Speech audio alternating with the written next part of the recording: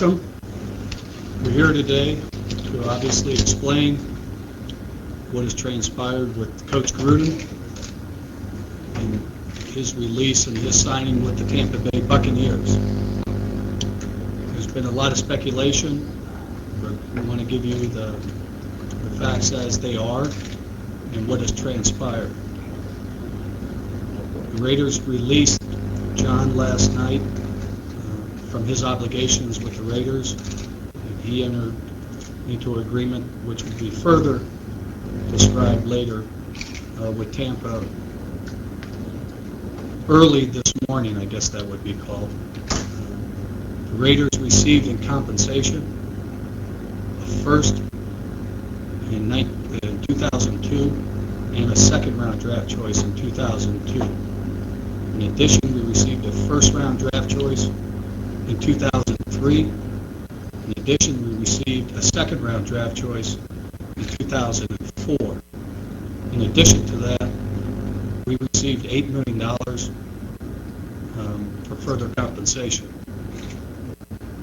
You all have heard many, many stories about what has been transpiring over the last few weeks, and the best person to explain it is someone who's intimately involved in the details of it. And at this time, the person who is intimate, Mr. Al Davis, will explain what transpired.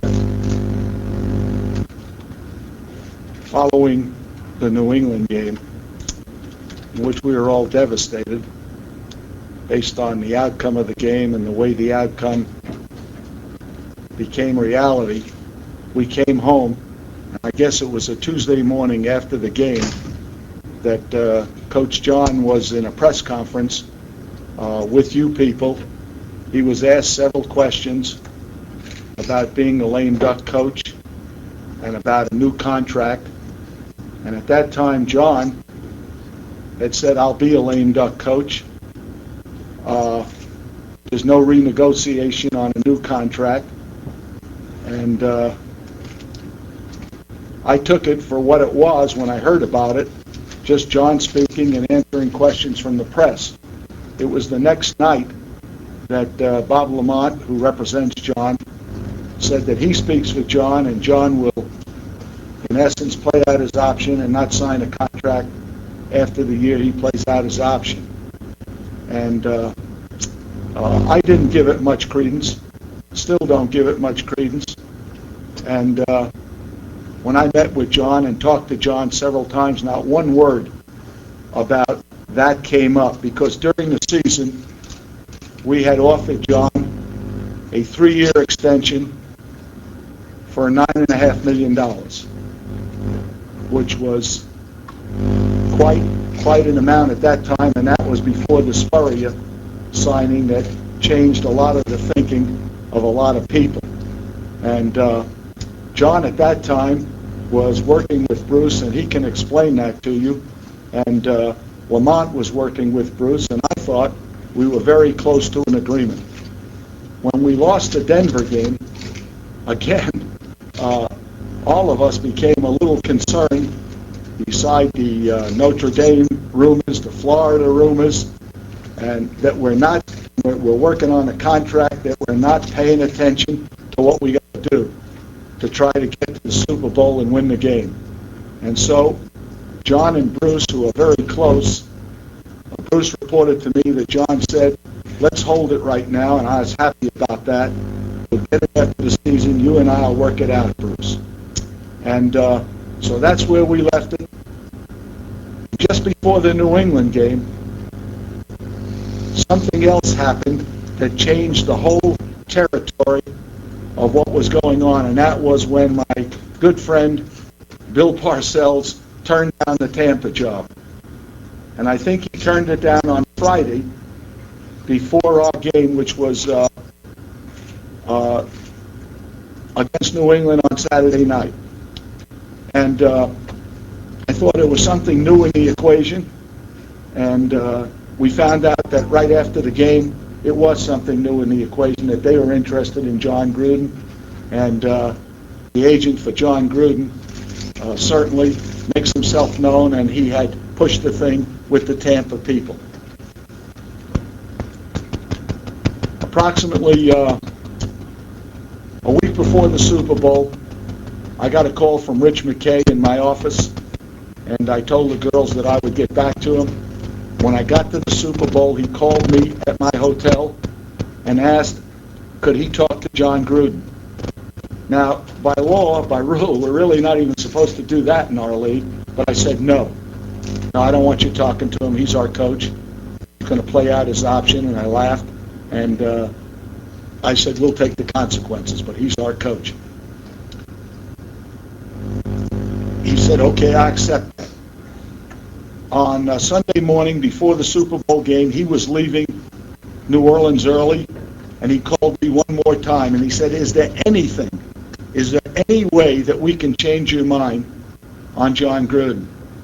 And I said to him that, listen, I'll give you some things. It's going to be prohibitive, but if you're willing to do this, I'll consider taking this to our people and make a determination if we want to let you talk to John.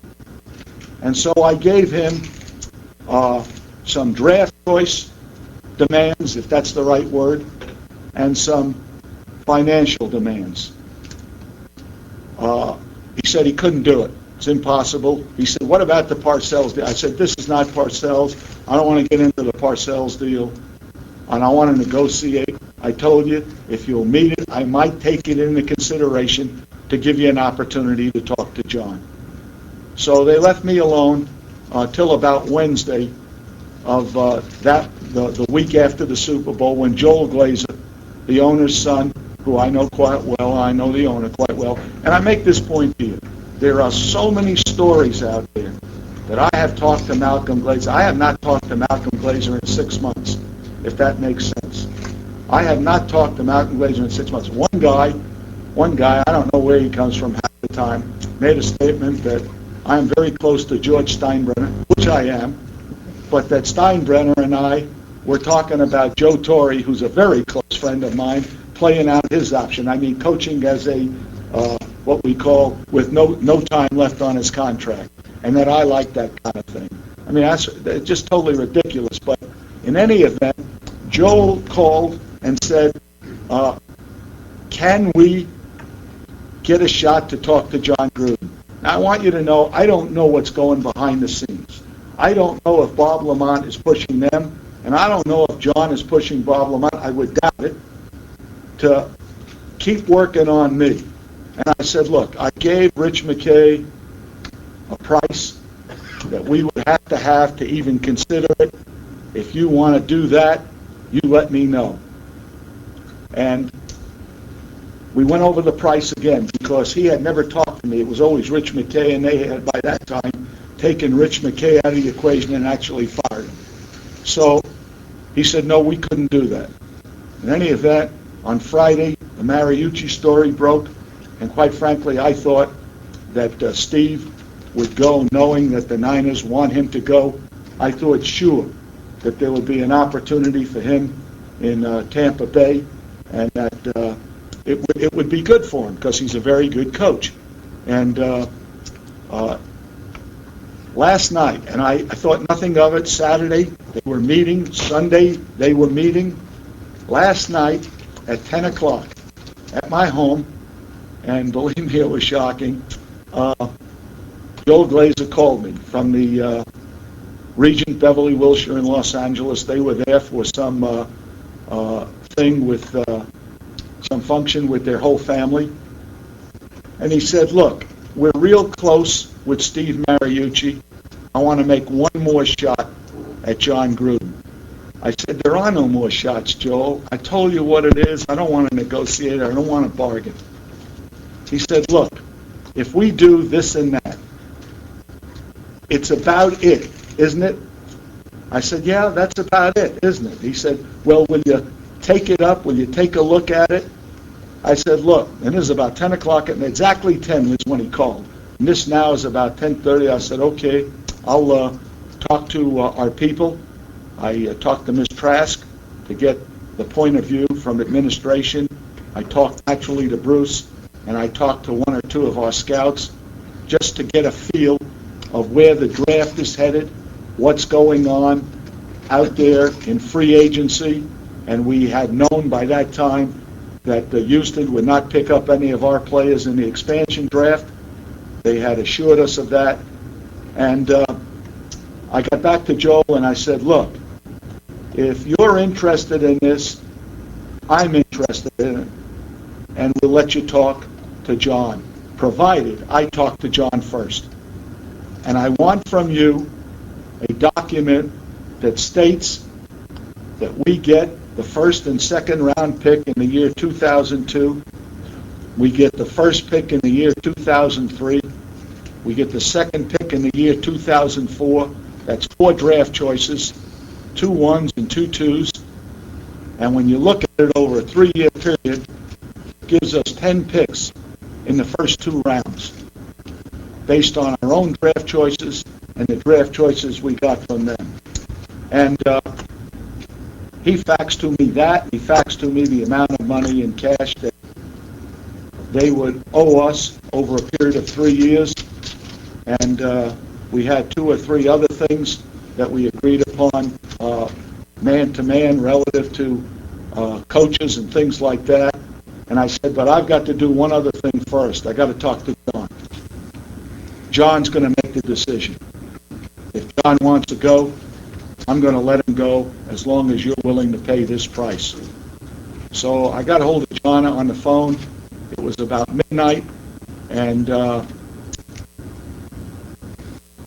John and I had talked several times in the past 2 to 3 weeks, mostly about football, but also about his dream and what he wanted to do. And I also told John, and this is true, that had he come to me and had he wanted to go to Notre Dame, I would have let him go to Notre Dame. If that was his life dream and really something that he wanted for he and his family, and you only get these chances once in a lifetime, I would have gone along with it. He said to me, no, he didn't want that. He wants pro football. I said, do you want Tampa Bay? He said, look, my family lives there. I grew up there. My father worked there. My father was a coach there. My father was a scout there. And he brought up some stories that I didn't even know, that the coach who let his father go was Ray Perkins. When John became the head coach for the Raiders, our offensive coordinator was Ray Perkins, and he let Ray Perkins go. So it all comes back. They all, but in any event, and I don't know if this is interesting to you, but I'm just going to give you the story. At about 12:30, 1 o'clock, I talked to John, and John said he'd like to talk to Joel Glazer. And I said to him that I'm going to let you make this decision. And he seemed to know a little bit about it, and talked to Joel Glazer. And I was called by Glazer about a half hour later, and I can say that the documents passed from us to him and him to us at about 2:30 in the morning. That's when the deal was done.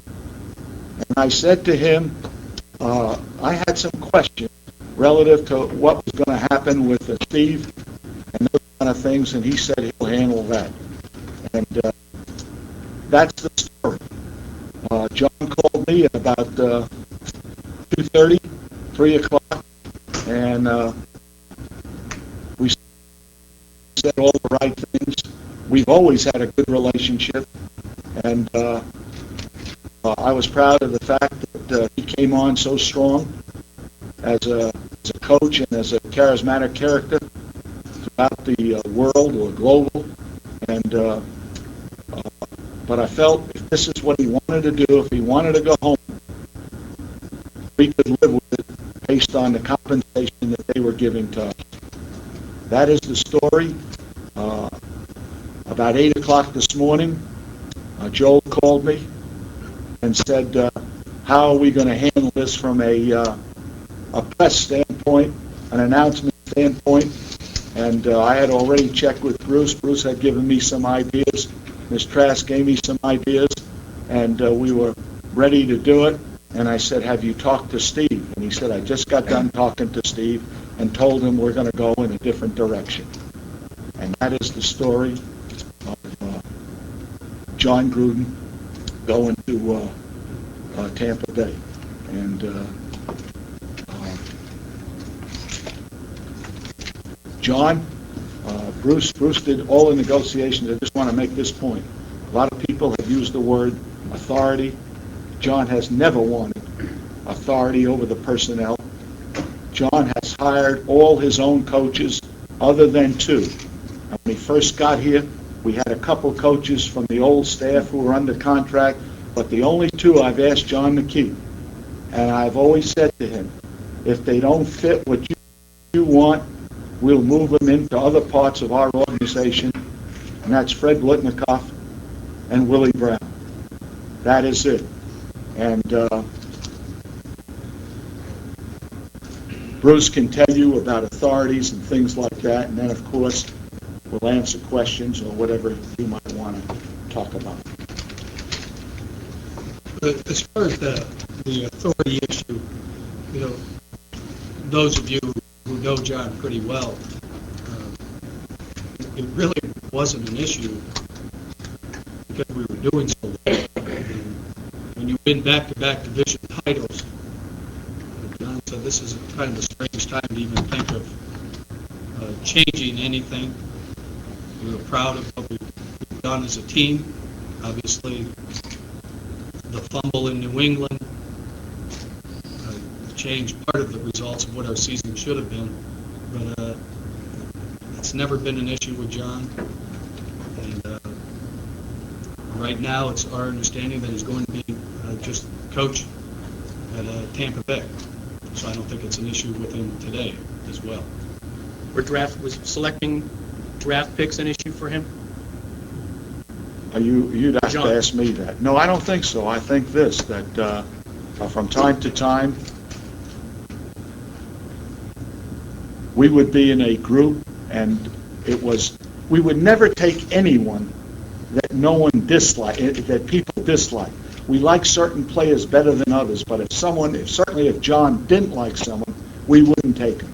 Now, when it came to the first pick this year, there was a lot of sentiment for a player Bashir, who played for Indianapolis. My sentiment was for Derek Gibson, and we went in that direction. In the second round, John went with a surprise pick, from Washington, Tuiasosopo, and that was something that was a surprise pick. We never really had an argument, never really. I mean, even when we drafted Janikowski, there was some sentiment for someone else.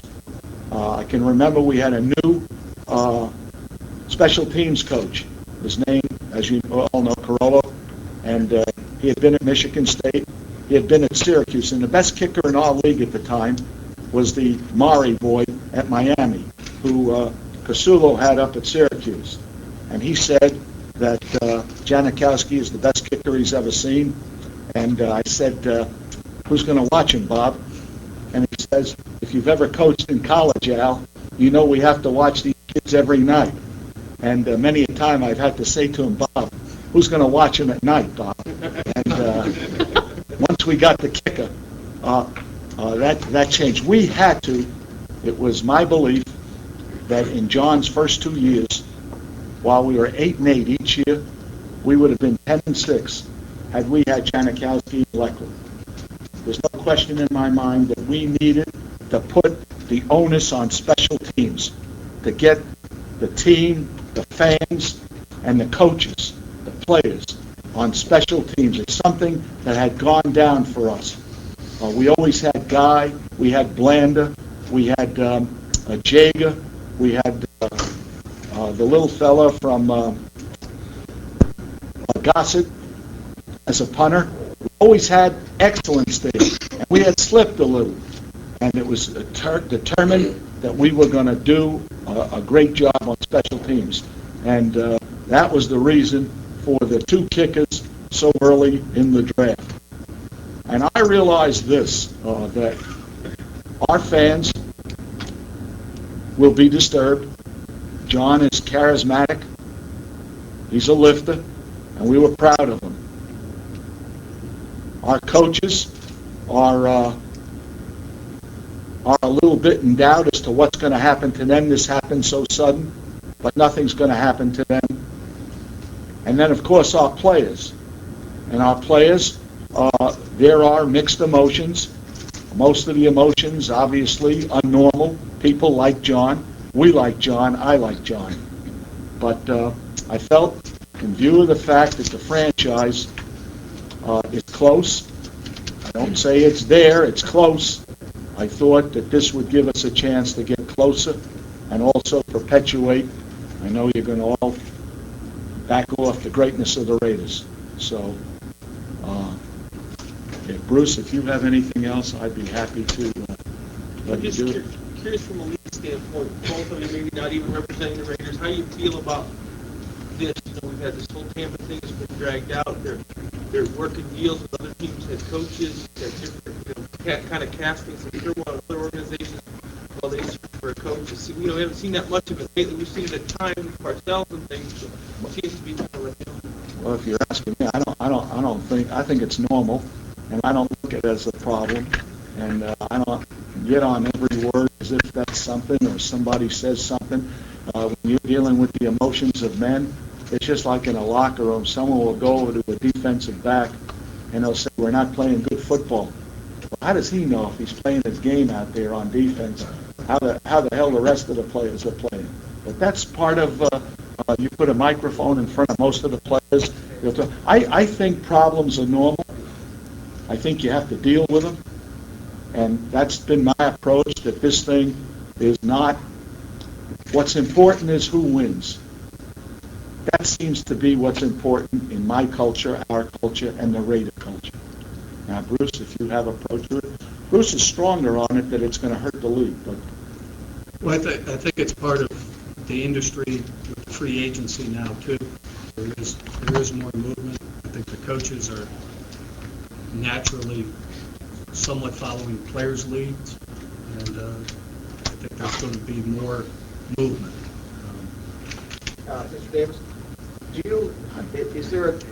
is there a plan in works about having him take some of his assistants? Is there No. some kind of promise in there?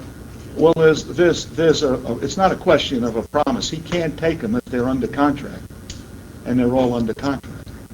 Is there a timetable at all for a replacement for John? No, this came so fast, and I thought it was over. No, so there is no time. A timetable? Oh, I'd like to do it within 10 days or so. But you mean do I have a plan, or do I see vision the future?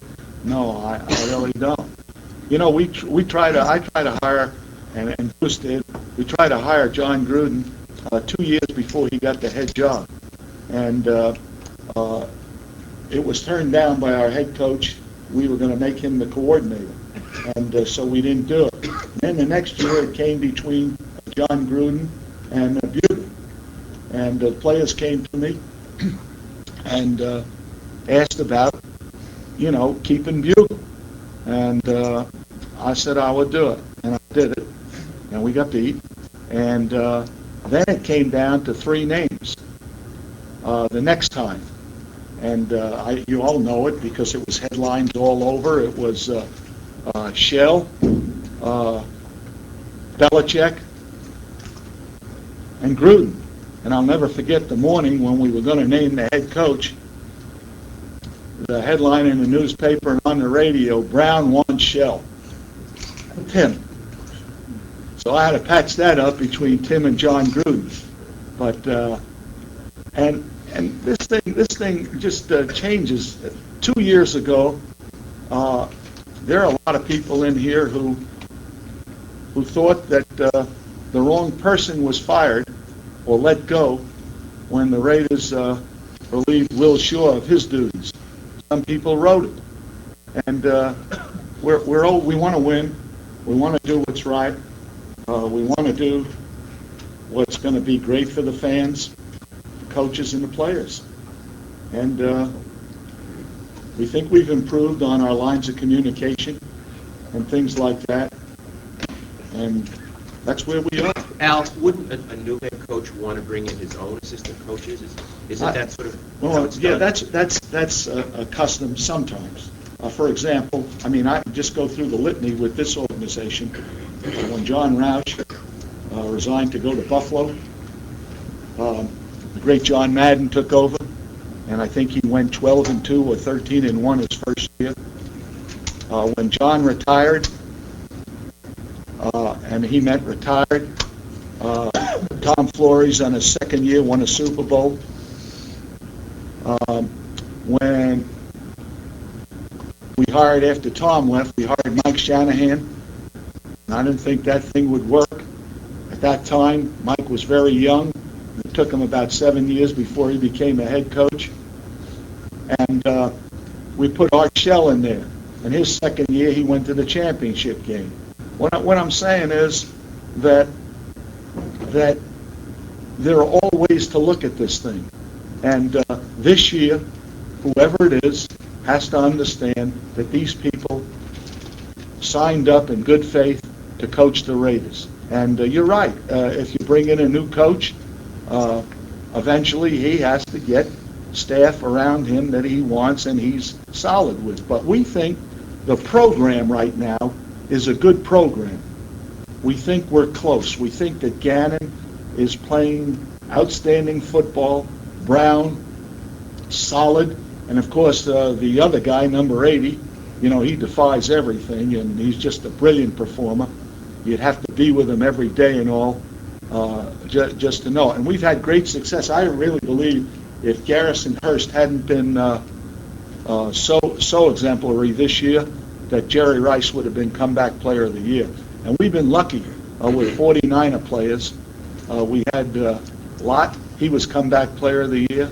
We had Rice, he was great. Roger Craig was a solid performer for us too. Oh, Plunkett, he couldn't do better than he did for us, winning 2 Super Bowls. So those things are, what happens. Has there been any communication with Brown, Rice, or Gannon regarding John's departure? Yes. Yeah. And they're all on page and... Well, let me make this point to you. I think they are, but that isn't the factor. I think it was our obligation to let about 5 to 10 players know where it's headed. And it happened so fast that it was tough to do it the way you'd want to do it. But yes, I think that's only right because some of them are near the end. I'm not saying because they're playing great, but want them to know that we're going to, try to win it. Now, Mr. Davis, can you guys give your name and affiliation, and I'll acknowledge you guys. Okay. Dave Newhouse Open Trigger. No kidding. Looking back on your relationship with John, in your mind, Al, there was nothing that happened here in your working relationship with him that could have driven him away. I don't think he was driven away. I don't think there was anything. No, I think he would tell you that. There was a harmonious relationship. Yes. I mean, we're men. We're in football, but very harmonious. Yeah. Jill Dorson, Santa Rosa Press Center. Mr. Davis, What is your name? Jill Dorson. Okay. Is there any possibility that you'll elevate one of your coordinators, in particular Bill Callahan, or will he be a candidate? I would not in any way jeopardize the integrity of Bill. Yes, he's a candidate, but as I said to you, I have not even really focused on that right now. I'm trying to focus on this. We had to call all our scouts today to find out how deep. We followed the draft pretty close, but they work hard at how deep this draft is for what our needs are and things like that. So I really haven't had time to focus on anything relative to that. There's Larry Beale, Channel 7. It seemed like the issue was dead for a while as far as Gruden to Tampa Yes. Bay, and that you had said the compensation that they had initially offered wasn't enough to get the deal done. Did they? No, I didn't say that. So let's get it straight. I said that I would set a compensation so that I would even consider it. They tried to start negotiating with the Parcells deal, and I said, definitely not. I don't want to even talk about it. And I said, quite frankly, I don't want to do it. So unless you get back to me and tell me that this makes sense to you, I'm not going to touch it. Why would you, in the middle of the night, suddenly decide to pull the trigger on it? Because they had a problem that they would go to. I don't want to jeopardize the integrity of other individuals, But if they couldn't pull the trigger quickly, they would have gone in the other direction. You know what direction I'm talking about? Yeah, certainly. Was it a factor at all that a year from now John might end up across the bay? Oh, no. Let me make a point. That stuff doesn't concern me at all. We're going to play anyone. We think we can beat anyone. I'm not worried who's across the bay, unless Bill comes back and coach. Then I'd worry. But no, I don't look at it that way. I look at it. We got to play them twice this year. And what's to say that the coach over there is a pretty good coach too. Let's face it. I don't know who he got mad at or what happened over there, but he's a pretty good coach too. Are you assuming that we were going to switch coaches? No, not at all. No. John Ryan, Mercury News. Two-part. One is the deal was simply for you to allow them to talk to Yes. John. No, and first I would talk to John. Okay. Find out if this is what he wanted to do, if he wanted to go, if he wanted to talk to him. Otherwise, I'd cut it off right now. And he said he wanted to talk to him. And the second part then is, do you believe that he in Tampa Bay and his agent in Tampa Bay had no contact up to this point? You said that. I didn't say a word. I just understand what the end result is. Brent English, Channel 2. But if there was no previous discussion that you know of with John and the Tampa Bay Buccaneers agent or anything? I don't want to get into that. I really don't. I just want to give you our end of the thing. And I want you to know that John has said he's never seen anything like it. This team can't do anything wrong, illegal or anything, because we're watched worse than Al-Qaeda, I think. So, Alan, Ron Thomas, San Francisco Examiner. Considering all the rumors and talk about Gruden going maybe to Notre Dame or maybe to Tampa Bay, when you called him and he said yes, he'd like to go to Tampa Bay. No, he didn't say that. He said he'd like to talk to them. Okay. And then they called me back and said he'd like to go. But the fact that even that he'd like to talk to them, was that what you expected to hear, or were you surprised that he even said that? No, I would think, based on Tampa Bay, based on his mother and father living there, his father worked there as a scout, his father worked at Tampa Bay as a coach, he grew up as a ball boy there, that would be maybe home for him. He's got a brother there. I think Jay is there, isn't he? And Cindy is from Tennessee, which is right near there. And so, I would think that that's a good possibility, and that's something he would want. I can't believe anyone would want to leave Silver and Black, but I would have thought that I would have thought that he'd want to go. Now, Tim Peloton, Mercury News. What is it? Tim Peloton, Yeah. talk about the general outline of what you're looking for in replacement, offensive-minded, defensive-minded? No, organization ties. I am not ready yet. I want to win. And what I'm looking for is someone who I think can help us win and keep some continuity as to what we're doing. Denny Green, a likely candidate? I just said that Tim, I just said that I don't want to get into that. I will say this, that he's a friend and he's a very outstanding coach, but to read anything into that would be unfair, or for me to lead you that way would be very unfair. Jerry McDonald, Oakland Tribune. Don't know the numbers yet of what John will get in Tampa Bay. You mentioned a fairly generous offer from the Raiders for John. John, I think, will get, I can't speak for them, but they're going to have a press conference Wednesday. But what they've announced is 5 years at $3.5 million a year. At Tampa Bay? At Tampa Bay. In light of that figure, in light of what Spurrier's got, are you concerned that the Raiders will be able to afford top-flight coaches in the future? Well, what was John when I hired him? He was a young assistant that you gave a chance to. Is that Well, that could be. I had John Madden was a young assistant. Tom Flores was not necessarily. He was an assistant. Shanahan was a young. No one even knew who Shanahan was. Shell, never been a head coach in his life. I mean, I think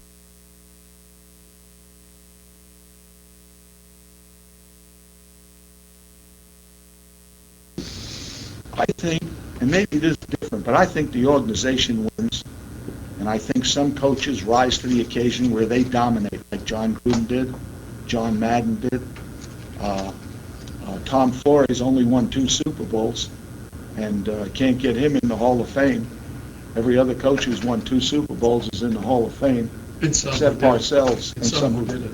Some did. But it's no. I answer you truthfully. I'm not concerned about that. If I have to do it, we'll find a way to do it. My feeling is, though, that we'll be able to do it. Al, you said you're very close with this team, and yet Well, you're the oldest team in the league. You worry about age? No, no. How can I worry about age when the quarterback is the most valuable player in the Pro Bowl 2 years in a row? Rice catches 9 touchdowns. Brown catches 9 touchdowns. Our offensive line is young. Now, you may call it old because you used the thing because you wanted to prove a point. You said they're not. They're over 25. Hell, shouldn't talk like that. But to our fans, and certainly to the players and the coaches, if you're 30 or under, you're not considered old in professional football. And most of our offensive line is in the 26, 27 area. We've got 2 or 3 who are about 24. We're young in a lot of spots. The 2 corners, James and Woodson, are very young. Dorsett's young. Now Dorsett's got to come along, but he's young. We're not. We are old in some spots, but not old where they can't play anymore. I mean, that's been proven.